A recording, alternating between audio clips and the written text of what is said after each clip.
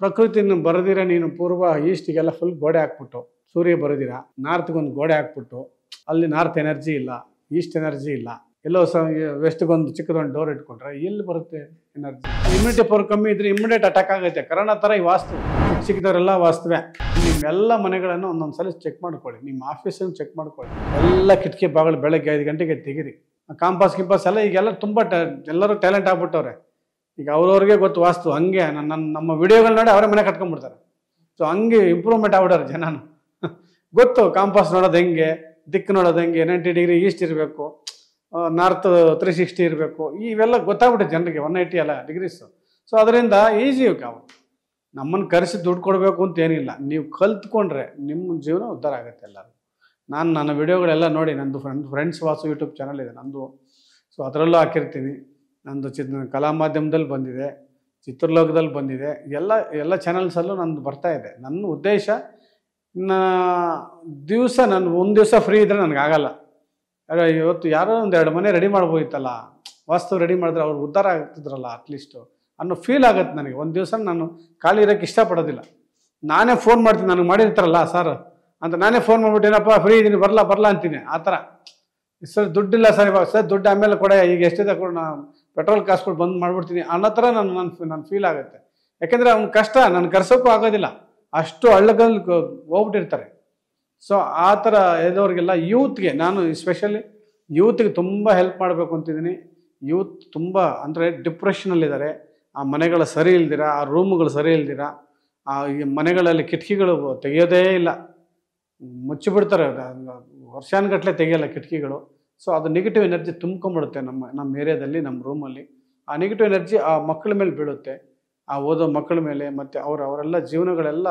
ಯಾಕೆಂದರೆ ಮುಂಚೆ ನಾವು ತಡ್ಕೊತಿದ್ವಿ, ನಾವು ಕೆಪಾಸಿಟಿ ಇತ್ತು, ನಮಗೆ ಇಮ್ಯುನಿಟಿ ಪವರ್ ಜಾಸ್ತಿ ಇತ್ತು. ಈಗ ಎಲ್ಲ ವೀಕ್ ಮಕ್ಕಳು, ಅವರೆಲ್ಲ ಆಚೆಗಡೆ ಹೋಗಲ್ಲ, ಬಿಸಿಲು ಕಾಯಲ್ಲ, ಏನಿಲ್ಲ. ಇಮ್ಯುನಿಟಿ ಪವರ್ ಅಂದರೆ ಅದು ನೆಗೆಟಿವ್ ಎನರ್ಜಿ ಜಾಸ್ತಿ ಇದ್ದಾಗ ಇಮ್ಯುನಿಟಿ ಪವರ್ ಕಮ್ಮಿ ಇದ್ದರೆ ಇಮ್ಯುನಿಯೇಟ್ ಅಟ್ಯಾಕ್ ಆಗುತ್ತೆ. ಕರೋನಾ ಥರ ಈ ವಾಸ್ತು ಇಮ್ಯುನಿಯೇಟ್ ನಿಮ್ಗೆ ಅಟ್ಯಾಕ್ ಆಗುತ್ತೆ.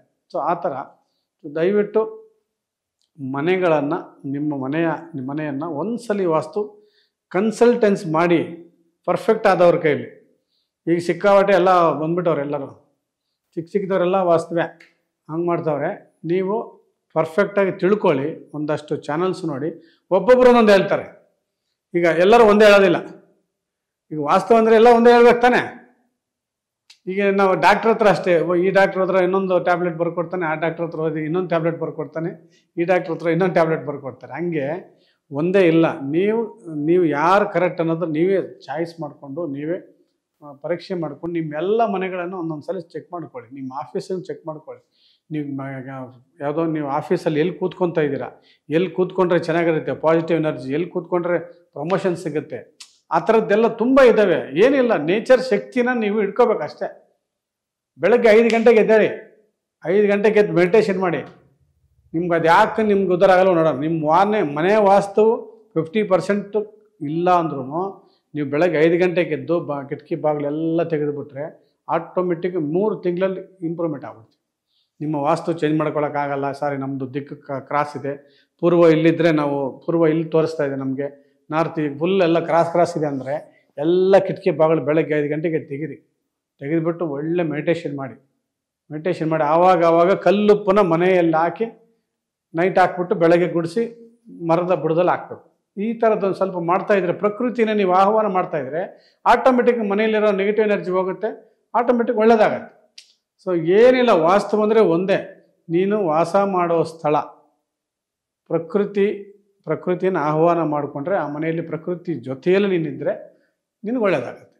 ಪ್ರಕೃತಿನ ಬರೆದಿರ ನೀನು ಪೂರ್ವ ಈಸ್ಟಿಗೆಲ್ಲ ಫುಲ್ ಗೋಡೆ ಹಾಕ್ಬಿಟ್ಟು ಸೂರ್ಯ ಬರೆದಿರ ನಾರ್ತ್ಗೊಂದು ಗೋಡೆ ಹಾಕ್ಬಿಟ್ಟು ಅಲ್ಲಿ ನಾರ್ತ್ ಎನರ್ಜಿ ಇಲ್ಲ, ಈಸ್ಟ್ ಎನರ್ಜಿ ಇಲ್ಲ, ಎಲ್ಲೋ ವೆಸ್ಟ್ಗೊಂದು ಚಿಕ್ಕದೊಂದು ಡೋರ್ ಇಟ್ಕೊಂಡ್ರೆ ಎಲ್ಲಿ ಬರುತ್ತೆ ಎನರ್ಜಿ? ಪ್ರಕೃತಿ ವಿರುದ್ಧ ತಾನೆ. ನಮ್ಮ ಮನೆಗೆ ಸೂರ್ಯನ ಬೆಳಕು ನಾರ್ತ್ ಈಸ್ಟಲ್ಲಿ ಮನೆಗೆ ಬರಬೇಕು. ಸೊ ನೀವು ಈಸ್ಟಿಗೆ ಬೇರೆಯವ್ರ ಗೋಡೆ 1 ಅಡಿ ಬಿಡಲ್ಲ, ಸಾಯ್ತಾರೆ ಹಂಗೆ. ಯಾಕೋ 1 ಅಡಿ ಬಿಡ, ಒಂದು 30-40 ತಗೊತಾರೆ, ಮನೆ ಕಟ್ತಾರೆ. ಸರ್ 1 ಅಡಿ ಬಿಟ್ಟರೆ ನಮ್ಮ ಮನೆ ಚಿಕ್ಕದಾಗ್ಬಿಡುತ್ತೆ ಸರ್, ಬೇಡ ಸರ್, ಸೇರ್ಸಿ ಕಟ್ಬಿಡು, ಮುಗಿದೋಯ್ತು ಅವ್ನ ಕತೆ, ಮನೆ ಹಾಳು. ಪೂರ್ವದಲ್ಲಿ ಮಿನಿಮಮ್ ಒಂದು 2-2.5 ಅಡಿ ಜಾಗ ಬಿಡಲೇಬೇಕು, ಉತ್ತರದಲ್ಲಿ 2-2.5 ಅಡಿ ಜಾಗ ಬಿಡಲೇಬೇಕು, ದಕ್ಷಿಣಕ್ಕೆ 1-1.5 ಅಡಿ ಬಿಡಬೇಕು.